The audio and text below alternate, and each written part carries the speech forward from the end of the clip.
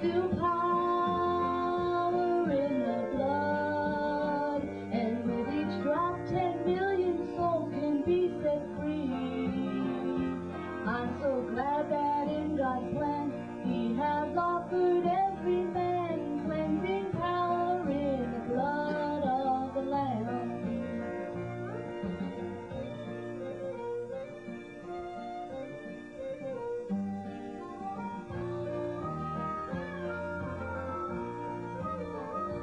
Through the blood God makes the vilest sinner clean. Yes, it's all through the blood of the Lamb.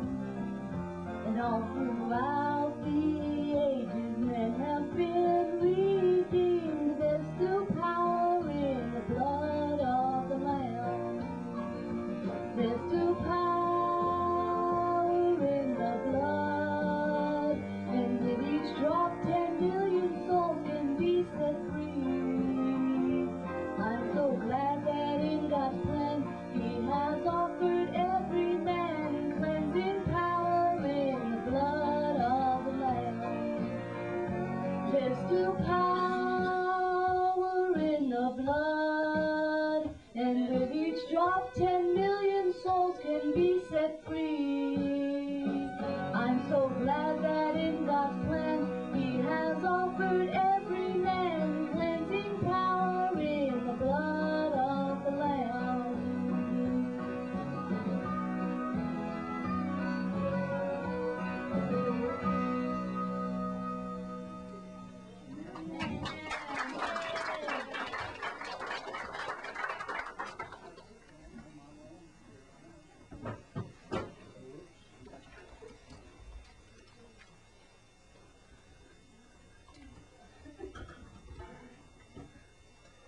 I couldn't find a course where these things I could do this thing.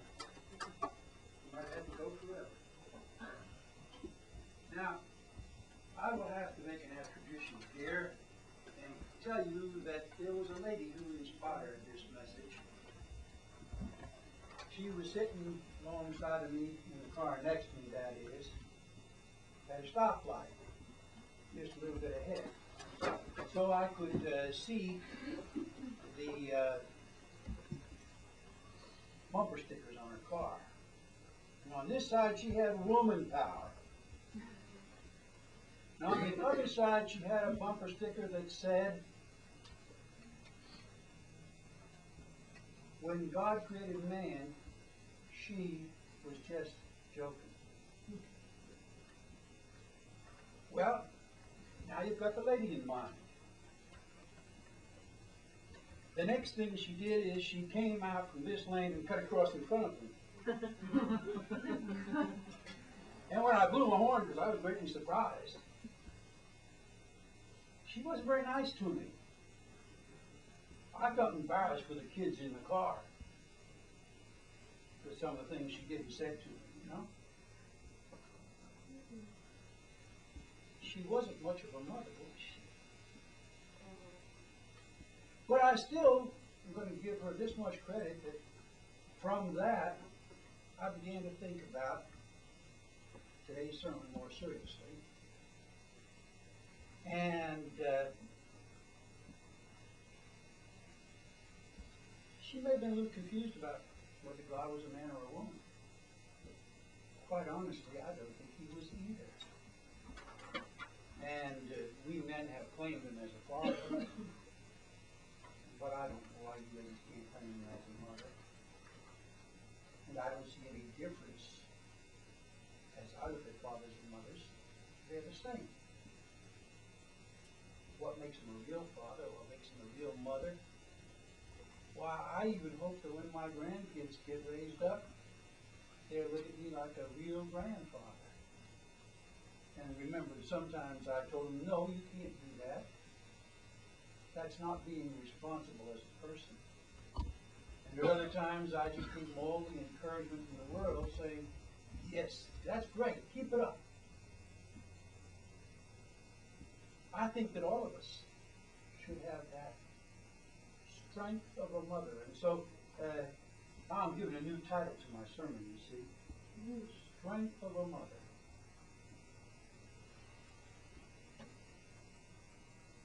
And I don't think it's woman power either. What does strength look like? Have any idea? Well, just to kind of give you an idea, I'd like you to stand for about 2 minutes out in front of my house with me in the middle of a real blowy rainstorm. Now, I don't know if you're familiar with my house, but up in front of it, the water's down here, and up in front is a cliff, and up on top of the cliff. At this time, you're going to find a seagull. And what's that seagull doing? Flapping his wings as hard as he can to keep up with the wind. He's keeping his wings perfectly still. And he's floating there.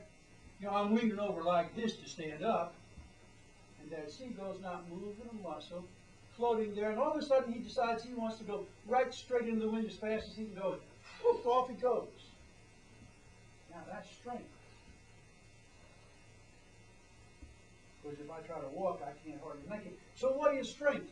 Well, my walking's the wrong thing, you see. I don't know how to handle that wind and use it. But strength is taking that wind and using it for his advantage.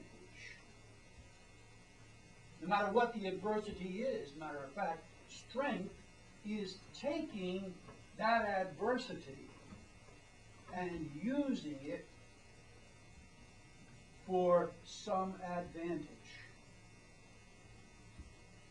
Preferably for the advantage of somebody else. Now I got about 3 or 4 more stories to tell you to sort of get my sermon over with. You know, my philosophy of a message is to start early and to end early. And stick more than you can handle in there and just tell everybody to hurry. Wasn't that special music really special? Hey, and they did a great job, and I hardly hurried them at all. Well, I did have to hurry Peter a little bit. I made him start so you could sit down. Well, anyhow, second story. This is the strength of a mother. What is a father? I want you to see him. He's down there in the used car lot. Standing alongside of him is a fellow that's just about 2 inches taller than your dad is. Buying his first car. And he's kicking the tires. You know, the strange thing about this conversation, he says, I like that one. His father rubs his beard. Dad didn't like that one. Dad says, what about that one? And the kid says, that one? Nah. Well, they obviously aren't picking the same car, are they? Well, with 15, 20, 30 years difference in taste, why, that's no stranger. And finally they come to one that, well, they can pretty well, yeah, I guess I could. And it would take all your friends with you. You wouldn't have to borrow my car on Friday night, Father says. You know, and so they go get the key from the used car dealer, and they start the car up. Dad listens to the motor for a couple of minutes and says, no, you can't get that car. And this is another look at strength. It's the strength to stand for what's right because wisdom and experience have told you it's right. And it's not letting somebody else take a chance that's going to hurt them